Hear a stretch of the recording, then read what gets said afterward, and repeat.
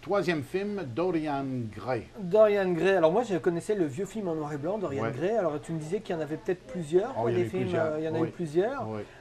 Moi, j'ai trouvé que c'était le fait de faire, je trouvais ça très très intéressant de faire une remake du film. Par contre, moi, ce qui m'a gêné un petit peu, c'est qu'on voit pas tellement le tableau. Et puis le tableau, on le voit dans le vieux film, on voyait l'évolution du tableau. Ouais. Là, on le voit pratiquement pas. On le voit un peu, peut-être moins. Voilà, Mais on le faut- voit beaucoup moins. Puis je trouvais ça dommage parce que voilà. Mais sinon, j'ai trouvé que Colin Firth, qui joue le père de la fille, là, j'ai trouvé que son rôle était qui est un petit peu le diable, un peu dans le film, quoi. Je trouvais qu'il est vraiment très très bon, quoi. En tout cas, on rappelle, hein, Dorian Gray, c'est ce grand classique de la littérature d'Oscar Wilde que j'ai lu lorsque Il a écrit un livre. Il a écrit un livre, Oscar lorsque Wilde. j'étais adolescent. Et à l'époque, moi, tout ce qui m'intéressait, c'est cette espèce de truc de gimmick narratif, à savoir que quelqu'un fait une peinture de lui-même, quelqu'un fait faire une peinture et qui est tellement le double exact que cette peinture vieillit. Alors, le personnage principal peut se droguer, peut avoir une vie sexuelle débridée. Il a un C'est ce petit qu'on voit côté dans le film, Valmont, un mais peu. en même temps, la peinture, elle vieillit. Peut-être que ça nous donne une scène dans le film où à un moment donné, il revient et il retrouve tous ses amis et eux ont tous vieilli, mais lui n'a pas vieilli parce que c'est la peinture qui a vieilli. Ce qu'il y a de peut-être un peu nouveau, c'est deux choses. C'est un, Oscar Wilde, on le sait, était un gay, un dandy et un gay, donc un croisement de Douglas Coco, Léopold et Xavier Dolan. Et là, lui, Oscar Wilde, lorsqu'on lisait Dorian Gray, comme moi, là, je l'ai lu, je ne voyais pas cette dimension-là. Alors que dans le film, c'est assez explicite que le héros peut être au moins bisexuel. À un moment, oui, il se tape. Alors donc, voilà. Il y a tellement de femmes qu'à un moment, il s'essaye à autre chose, quoi. Autre chose. Et en plus, ce qu'il y a de nouveau, c'est que puisque aujourd'hui on a des effets spéciaux, bon, on essayait de faire en sorte que la peinture s'anime et qu'elle soit encore plus monstrueuse et plus laide. Ben, c'est peut-être ça que j'ai dans- trouvé dommage. Moi, j'aimais bien quand c'était un tableau. C'était un tableau qui bougeait pas et puis que le tableau Ouais. évoluait. Ouais. Là, ils en ont fait un truc où ça purule, il y a des, il y a des, Ouais, mais c'est, il y a des vers- il y a des- il y a des c'est- asticots, il y a lorsque des tu choses. donnes- Puis ça, lorsque j'ai tu trouvé donnes ça dommage. accès à des gens, des effets spéciaux, c'est comme les élèves en cinéma, lorsqu'ils donnent accès à trop facilement des effets spéciaux, ils en abusent. Et Ouais. j'ai l'impression que dans ce film-là, il y a eu un peu de ça. Et puis je trouve que ça a desservi l'œuvre originale qui était à quand fait. même un tableau. Non, non, ça a desservi C'était un l'œuvre tableau originale. qui évoluait, le personnage sur le tableau évoluait. Là, ils en ont fait un. Voilà, j'ai trouvé ça dommage. Sinon, j'ai trouvé que tout le reste du film était très très bon. Ouais.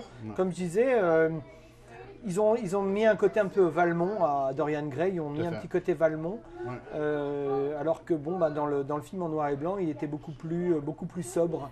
Quoi. Mais comme je te dis, je pense que c'est de revenir à Oscar Wilde lui-même et aussi profiter du fait qu'en 2011, on peut se permettre plus de liberté que dans le cinéma classique américain.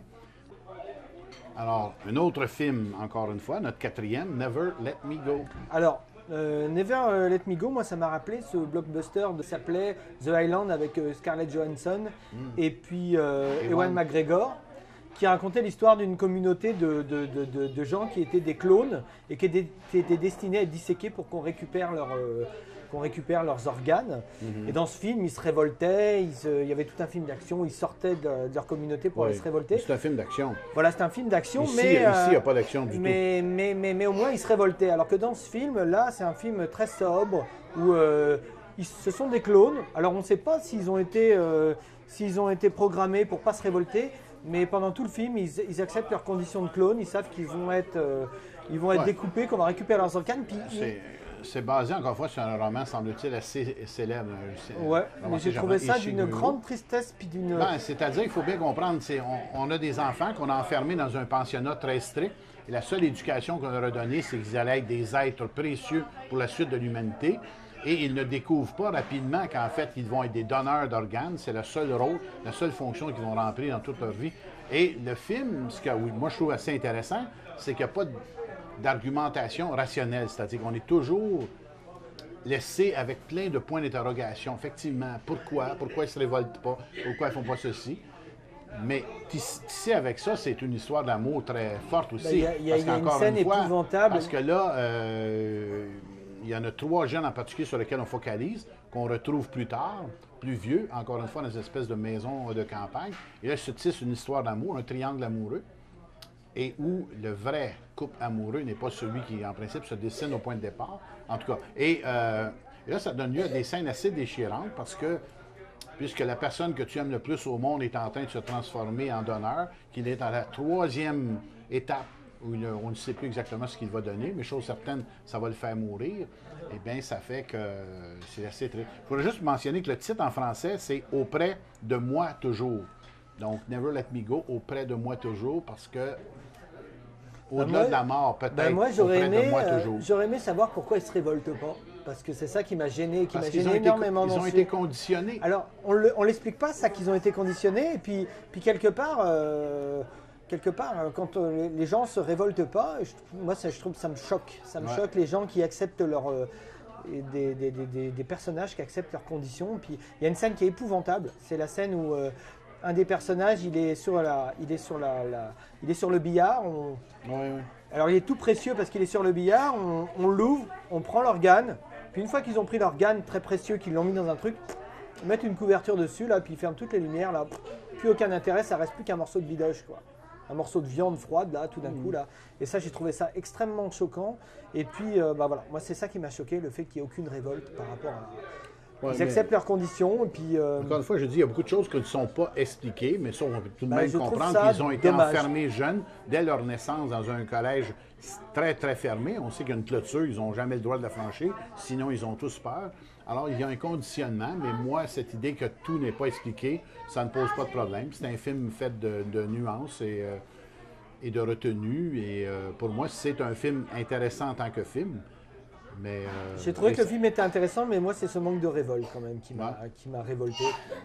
Manque de révolte. Le manque de révolte m'a révolté. Voilà. Voilà. My name is Kathy H. I'm 28 years old. I now spend most of my time not looking forwards, but looking back on what happened to us at Hailsham. Catch it, Tommy! Why didn't Tommy get the ball? There was once a boy who ran off beyond the boundary. They found him in the woods, with his hands and feet cut off. Who told you these stories? Everybody knows them. And how do you know they're true? You'd make up stories as horrible as that. Students of Hailsham are special. Yes, Miss Emily. Keeping yourselves well, keeping yourselves healthy inside, is of paramount importance.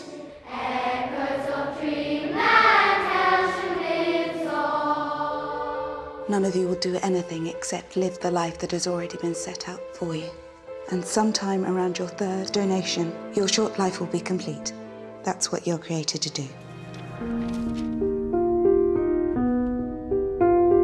We were moved from Hailsham at 18. Tommy, Ruth and I. Exactly how much experience have you guys had with the outside? Quite a lot. We haven't. Drinks? 5 Cokes, please. If there was a boy and a girl, and they were properly in love and they could prove it, then they would be given a few years together before they began their donations. Why do you do that thing, squeezing Tommy's shoulder? I'm allowed to touch Tommy, aren't I? It's the way you're touching him. Suppose for a second that there is a special arrangement for Hailsham students if they're in love.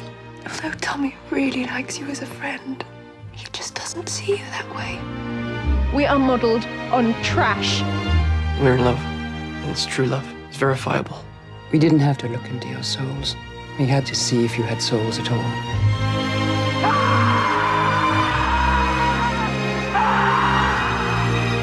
I wish I could help you. You poor creatures.